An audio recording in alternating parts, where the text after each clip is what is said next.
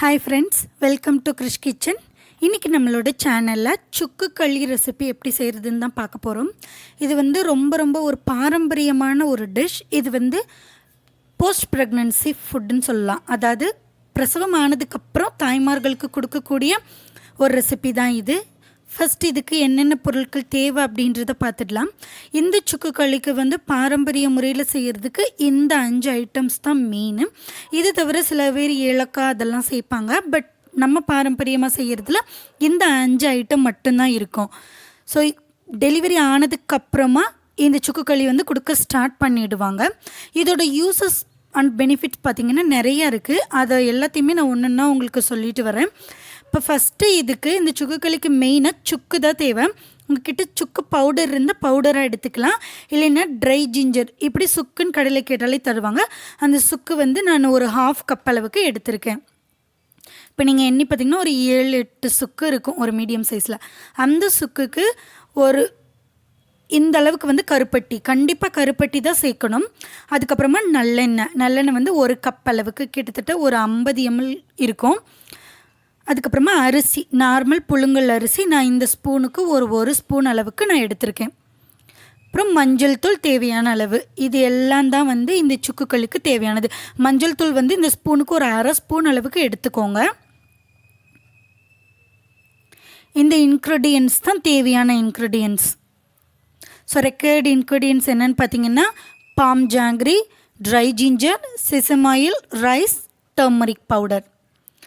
First நான் இதில் சுக்கையும் அரிசியும் சேர்த்து அம்மியில் அரைச்சி எடுத்திருக்கேன்.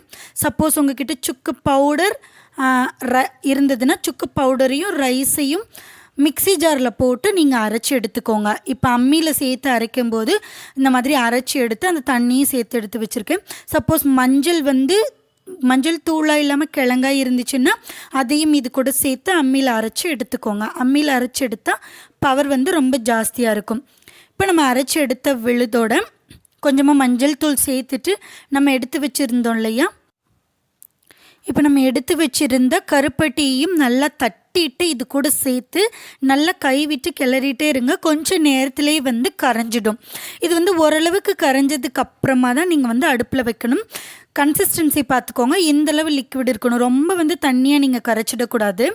இதில் நம்ம அரைச்சி எடுத்து வச்சுருக்கிற அந்த விழுது, அது கூட நம்ம கழுவி எடுத்து வச்சுருந்த தண்ணி, அதுக்கப்புறமா கொஞ்சமாக மஞ்சள் தூள், அது கூட கருப்பட்டி சேர்த்து மிக்ஸ் பண்ணி வச்சுருக்கோம்.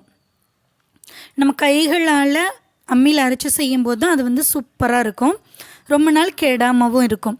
இப்போ வந்து மீடியம் ஃப்ளேம்லேயே வச்சுக்கலாம். வச்சுட்டு நல்லா வந்து கிளறி விட்டுட்டே இருங்க. நீங்கள் வந்து ஃப்ளேம் ஆன் பண்ணிவிட்டு அப்படியே விட்டுட்டிங்க அப்படின்னா அடியில் போய் அடி பிடிச்சிரும். ஸோ நீங்கள் கிளறி விட்டுட்டே இருக்கணும். அது வந்து ஒரு கன்சிஸ்டன்சி வரும். கொஞ்சம் வந்து கிட்டத்தட்ட நம்ம அல்வா செய்யும்போது லைட்டாக ஒரு கன்சிஸ்டன்சி வரும் இல்லையா, அந்த மாதிரி கொஞ்சம் கெட்டியான கன்சிஸ்டன்சி வரும். பாருங்கள், இதுதான் கரெக்டான கன்சிஸ்டன்சி. நீங்கள் இப்படி கரண்டியால் எடுத்து ஃப்ளோ பண்ணி பார்க்கும் பொழுது இந்தளவு கன்சிஸ்டன்சி இருக்கும். ஸோ இது வந்து சரியான பதம். இந்த பதம் வந்ததுக்கப்புறமா நம்ம வந்து நல்லெண்ணெய் சேர்த்துக்க போகிறோம்.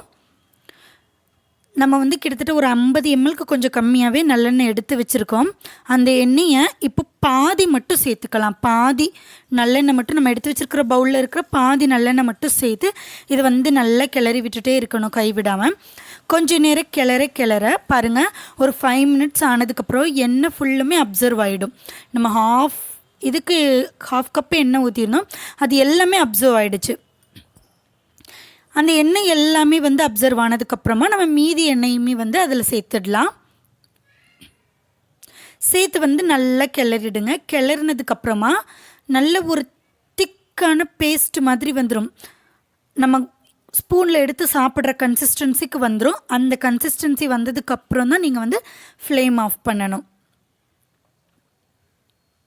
கிட்டத்தட்ட ஒரு 15 நிமிஷத்துலேருந்து 20 நிமிஷம் போல் ஆகும். பாருங்கள், நல்ல கெட்டியாக வந்துருச்சு. எண்ணெய் பிரிஞ்சு மேலே வரும். ஸோ அதை வச்சு நீங்கள் கண்டுபிடிச்சிடலாம்.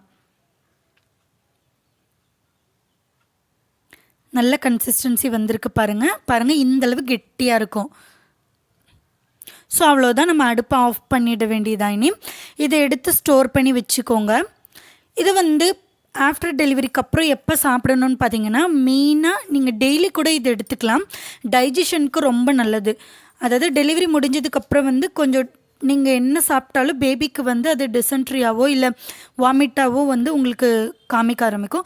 ஸோ அந்த டைமில் நீங்கள் இந்த சுக்குக்களி எடுத்துக்கிட்டிங்கன்னா குழந்தைங்களுக்கு வந்து அந்த வாமிட்டிங் சென்ஸ் அப்புறமா வந்து டிசென்ட்ரி போகிறது வந்து ஸ்டாப் ஆகும். அது மட்டும் இல்லாமல் கோல்டு காஃப் குழந்தைக்கு இருந்தால் அதை வந்து நீங்கள் சாப்பிட்டீங்க இந்த சுக்குக்களி இப்போ டெலிவரிக்கு அப்புறம் ஒரு 2 months 3 months வரைக்கும் இந்த சுக்குக்களி சாப்பிட்டிங்கன்னா குழந்தைங்க வந்து உங்கள் பால் குடிக்கிறதுனால அவங்களுக்கு வந்து கோல்டு காஃப் வந்து க்யூர் ஆகிடுறதுக்கான சான்ஸ் இருக்குது. இது வந்து எம்டி ஸ்டொமக்கில் தான் கண்டிப்பாக எடுத்துக்கணும். காலையில் எந்திரிச்சோடனே இதை சாப்பிட்டுடுங்க. அப்படி இல்லை அப்படின்னா நைட்டு வந்து சாப்பிட்டு டின்னர் முடிச்சதுக்கப்புறமா 2 மணி நேரம் கழித்து இந்த சுக்குக்களி எடுத்துக்கிறது நல்லது. டைஜஷனுக்கு ஒரு பெஸ்ட்டு ரெமெடி இது. உங்களுக்கு கோல்டு காஃப் இருந்தாலும் சரி, குழந்தைக்கு கோல்டு காஃப் இருந்தாலும் சரி, இது நீங்கள் எடுத்துக்கலாம். மெயினாக நீங்கள் ஹேர் வாஷ் பண்ணியிருக்கீங்க, டெலிவரி முடிஞ்சதுக்கப்புறம் தலைக்கு குளிக்கிறீங்கன்னா அன்னைக்கு வந்து கண்டிப்பாக இந்த சுக்குக்களி 2 டைம் எடுத்துக்கணும். ஏர்லி மார்னிங்கும் எடுத்துக்கோங்க, நைட்டும் எடுத்துக்கோங்க. கண்டிப்பாக இந்த சுக்குக்களி சாப்பிட்டுட்டு வாங்க. குழந்தைக்கும் வந்து ஆரோக்கியமாக இருக்கும். அவங்களோட எனர்ஜி டைஜஷன் சிஸ்டமும் வந்து நல்லா ஸ்ட்ராங் ஆகிறதுக்கான ஒரு எனர்ஜி வந்து இந்த சுக்குக்களி கொடுக்கும். கண்டிப்பாக நீங்கள் இந்த சுக்குக்களி வீட்டில் ட்ரை பண்ணி பாருங்கள். ரொம்ப நல்லாயிருக்கும். நெக்ஸ்ட் ஒரு இன்ட்ரெஸ்டிங்கான ரெசிபியில் மீட் பண்ணலாம்.